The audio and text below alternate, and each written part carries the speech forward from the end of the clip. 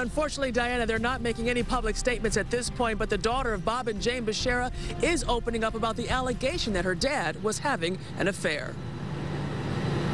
Right now, I'm focused on finding out who murdered my mother, and I see all those things as totally irrelevant and having nothing to do with that at all. Bob Bashara held his daughter Jessica close to him during an interview with Good Morning America. Bashara seems to be at the center of the investigation into the murder of his wife Jane. And it was Bob Bashara's former handyman Joe Gentz who reportedly told police that Bob wanted his wife dead and forced Gentz to do it at gunpoint. Action News has learned that so far from the garage of the Bashara's Grosse Pointe Park home, investigators have taken for testing 3 samples of what could be blood. Bob Bashara's attorney, David Grimm. There's no evidence that it was human blood.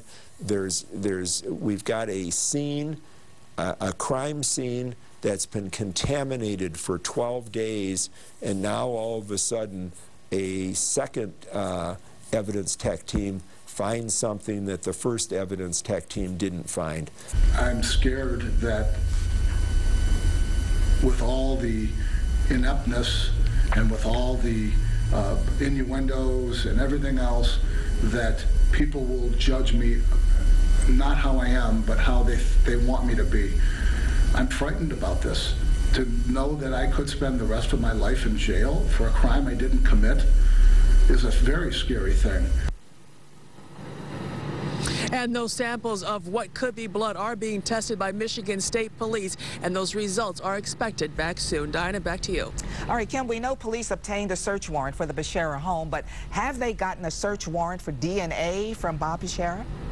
And that's an interesting question, Diana, because I asked David Grimm that also this afternoon, and he says that they have not obtained a search warrant. Police have not gotten a search warrant to take hair from Bob Bashara or to swab his mouth like we often see sometimes being done with some defendants or people accused of a crime. They have not done that, but remember, depending on what they may have taken from the house, they may already have those DNA samples. Back to you. For instance, just like a toothbrush or a comb or something like that. Exactly. All righty. Thank you, Kim.